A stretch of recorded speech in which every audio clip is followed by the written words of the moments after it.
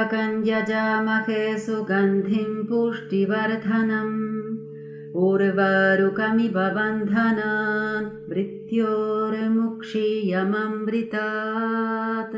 Sabemos que este mantra se ha cantado durante miles de años, pero no sabemos quién lo compuso ni cuál era el propósito.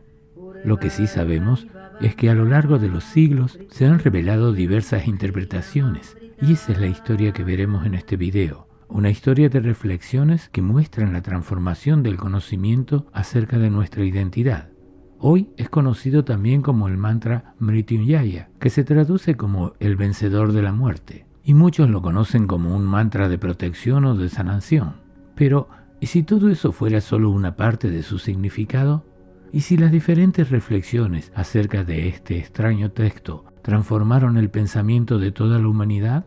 En la descripción les dejo una traducción palabra por palabra del mantra, pero hoy vamos a ver cómo estas dos líneas provocaron diferentes deducciones a lo largo de los siglos.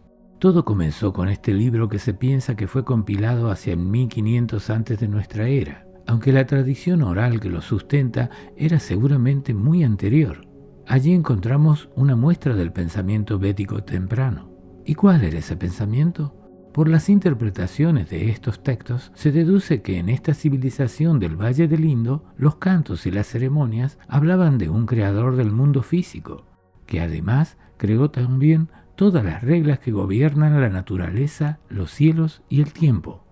En el Rig Veda, el pensamiento védico afirma que el ser humano debe entender estas reglas para poder integrarse a este orden cósmico. Y para lograrlo, debe aprender cierta precisión ritual sumamente estricta y aplicarla en una ceremonia del fuego dedicado a Rudra.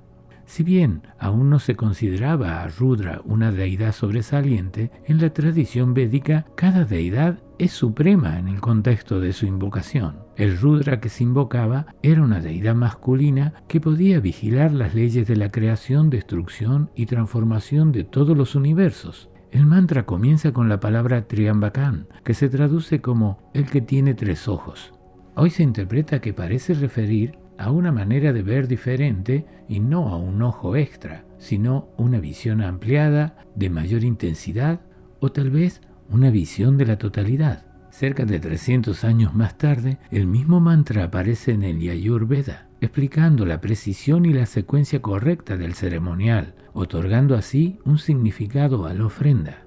Más tarde, nuevos textos llamados brahmanas incorporan el simbolismo y el significado de las correspondientes leyes cósmicas. Así que podemos resumir que esta es la primera transformación del pensamiento. El Yajur-veda enseña a realizar el ritual y los brahmanas comienzan a preguntarse qué significa ese ritual para el ser humano. Y esto se refleja en la interpretación que se hace del contenido del mantra, y en lugar de la traducción literal, veremos cómo entendían el mantra en este tiempo.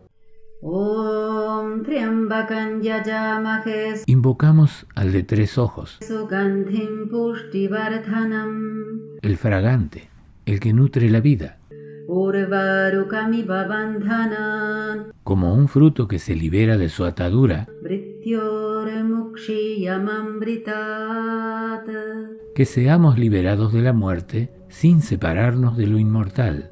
La palabra Amrita en tiempos del Rig Veda se interpretaba como no muerte, la continuidad de la vida, la participación del individuo en lo no perecedero, el orden cósmico, los valores de las deidades y la conexión espiritual para evitar caer en la corrupción.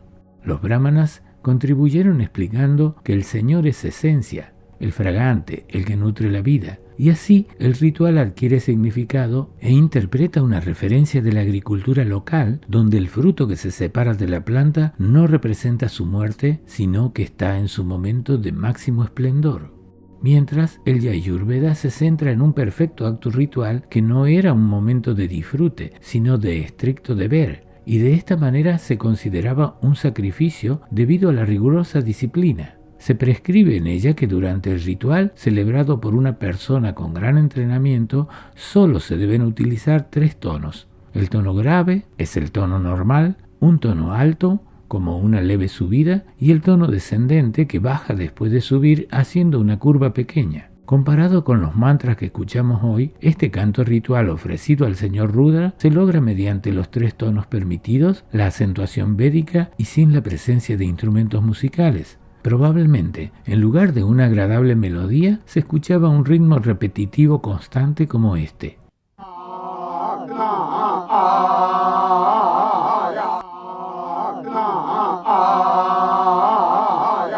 Durante el entrenamiento, los sacerdotes recordaban a los estudiantes que no están cantando, ni están rezando, sino que están entonando un conocimiento. Alrededor de 5 siglos más tarde, surge una nueva corriente de pensamiento que se expresa mediante textos filosóficos llamados Upanishad. Estos textos revisaron e intuyeron el propósito del lenguaje poético contenido en los Vedas y lo presentaron como revelaciones acerca del pensamiento, extrayendo así nuevas enseñanzas e interpretaciones. El Vedanta toma estos textos y los convierte en enseñanza oral y un método que clarifica el contenido de los Vedas, por lo que fue llamado Vedanta. Pero antes de continuar, veremos la diferencia de pensamiento en el uso de estas palabras. ¿Qué dice realmente el mantra para el Vedanta? Con la aparición de los Upanishad, el ritual es interpretado en su simbolismo cosmológico y surge la idea del conocimiento que prepara para comprender la inmortalidad y la identidad profunda del ser, Atman. Entonces, Amrita adquiere significado como la inmortalidad del ser, y el Vedanta agrega que esta no muerte es la naturaleza real de la divinidad, y mediante esta interpretación el mantra así lo expresaba. Contemplamos aquello que sostiene y nutre la vida. Así como el fruto se desprende naturalmente cuando madura, que este apego a lo transitorio se disuelva, reconociendo aquello que no está sujeto a la muerte. Durante los próximos 5 siglos, el Vedanta comienza un proceso de interiorización del ritual como medio de conocimiento. Comienza a interpretar que el conocimiento del ser, Atman, puede obtenerse solamente cuando el apego se disuelve. Es decir, que cuando se alcanza la maduración del fruto de la vida, éste se desprende de toda atadura y recién allí puede comenzar el conocimiento del ser. El Vedanta desarrolla y amplía los conceptos encontrados en los Upanishad. Un ejemplo muy claro, que ya vimos en otros videos, es que se reconoce que hay algo que permanece a través de la experiencia de la vigilia, el sueño y el sueño profundo. El Vedanta toma esa observación y la convierte en la puerta de entrada al conocimiento del ser. La idea del testigo ya estaba presente en los Upanishad, entonces el Vedanta no inventa este concepto sino que lo clarifica, luego lo ordena y lo convierte en método. Veamos un ejemplo. El concepto del observador testigo aparece como una intuición muy clara. Es el que ve sin ser visto, el que oye sin ser oído. Aquí ya existe un observador indiscutible que es independiente de la experiencia de oír o ver. Lo que hace el Vedanta es definir con precisión el observador testigo de esas experiencias y lo llama Shakshi. Luego lo utiliza como herramienta de enseñanza conectándolo con Brahman, la realidad última, que trasciende y a la vez sustenta a todas las deidades. 2 o 3 siglos más tarde, un nuevo texto irrumpe integrando parte del pensamiento de conocer al ser y agregando uno nuevo, amar al ser. Bhagavad Gita es un puente magistral, no opone, relaciona. En los primeros versos expresa conocimiento Vedanta. Por ejemplo, lo real no deja de ser. El ser no nace ni muere. Más adelante también incorpora la acción del pensamiento védico antiguo, actuar sin apego, ofrecer la acción a lo divino, y luego introduce el pensamiento de una relación personal con lo divino, que conocemos hoy como devoción o bhakti. El Señor cuida al devoto. El devoto constante es el mejor. En resumen, el bhakti temprano en la Gita es filosófico, está integrado con el conocimiento y el ritual, jnana y karma. No es principalmente emocional. En este bhakti, el practicante se entrega a Krishna, pero con comprensión del ser, por lo que podemos considerar que es una devoción reflexiva. Así que la interpretación del mantra Mrityunjaya, desde una lectura del Gita, va a reflejar la entrega y el desarrollo del discernimiento sin ninguna súplica y con una integración de acción, devoción y conocimiento, destacando que esta es una entrega consciente.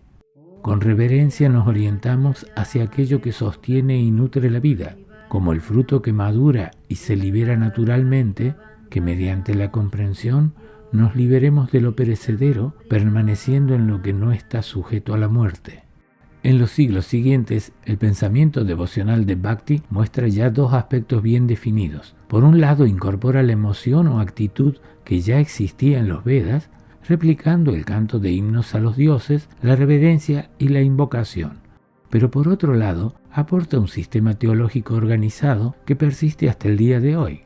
El practicante se entrega entendiendo que Dios protege, salva y cuida, y entonces aparece la petición explícita. Pero esta interpretación lo convierte en un Bhakti experiencial, y los Purana convierten el Bhakti en una religión masiva como se conoce en nuestros días.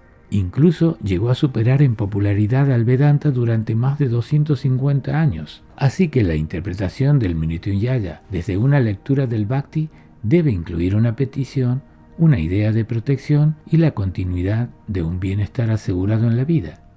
Adoramos a Shiva, el de tres ojos, fuentes de vida y bienestar. Así como el fruto maduro se desprende sin esfuerzo, libéranos del sufrimiento y de la muerte y condúcenos a la paz y la plenitud. Como vimos, el Vedanta y el Bhakti como dos formas de pensamiento conviven hasta hoy y se consideran complementarias entre sí. Entonces, ¿cuáles son las diferencias entre estas dos corrientes de pensamiento que cantan el mismo mantra a los mismos dioses? Veamos algunos de los temas más notables. Por ejemplo, la identidad del ser. Mientras el Vedanta afirma, tú eres eso, el Bhakti declara, el devoto se entrega al Señor y vive para Él. La diferencia es que el Vedanta afirma la identidad del ser, mientras que Bhakti enfatiza la relación con el ser. Cuando se trata de hablar de la identidad del Supremo, el Vedanta señala lo absoluto diciendo no es esto, no es aquello, y hasta llega a decir que no puede ser descrito. Y nos preguntamos, ¿por qué se basa en un pensamiento de negación en lugar de una afirmación? Porque para el Vedanta cualquier afirmación limita el pensamiento del ser como una totalidad. Por ejemplo, si digo Dios es luz, entonces no sería la oscuridad. Si digo Dios es bueno, esto excluye a lo demás. Y para el Vedanta, lo absoluto no puede ser reducido a ninguna categoría, mientras el Bhakti describe lo divino diciendo lo que es, y lo hace describiendo sus atributos. Dios es creador, es compasivo, omnisciente y protector. A partir de allí conviven Bhakti y Vedanta con la misma aceptación hasta que alrededor del siglo VII de nuestra era, Vedanta incorpora una revolución del pensamiento, la forma Advaita o no dualista, incluyendo así el reconocimiento del ser como el estado omnipresente, Turiya, lo que más tarde tuvo una aceptación masiva alrededor del siglo VIII con la extensa obra de Adi Shankara y sus nuevos comentarios, himnos y tratados filosóficos. El Advaita Vedanta anuncia que la naturaleza absoluta del ser es Brahman mismo, y las únicas asociaciones posibles son la no dualidad y la conciencia pura. Con este conocimiento, el Amrita del final del mantra significa nunca hubo muerte. Amrita es lo único real y en el mantra ahora no hay petición alguna a la divinidad. La maduración ya no es un proceso real y el pensamiento primordial es el reconocimiento de lo existente. Desde esta perspectiva, el mantra se interpreta como Om Triambakam Yajamahe aquello que es la base de toda experiencia, Sugandhim Pushtivardhanam siempre pleno y presente, es reconocido Urvarukamiva Bandhanan como el fruto que nunca estuvo realmente atado, Vrittyormukshiyamambritat.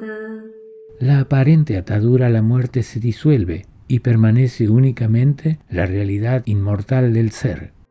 Aquí ocurre el cambio total. Mientras Bhakti suele incluir el concepto protégeme de la muerte, sana mi cuerpo o provéeme de bienestar, en Advaita se interpreta como muéstrame que no muero, revela mi naturaleza real y elimina mi ignorancia. Hasta aquí hemos visto la evolución del pensamiento partiendo de realizar una acción en un acto ritual hasta transformar el conocimiento del ser. Y aunque la historia continúa y la veremos en próximos videos, hoy vamos a resumir los cambios producidos y las diversas interpretaciones de este mantra.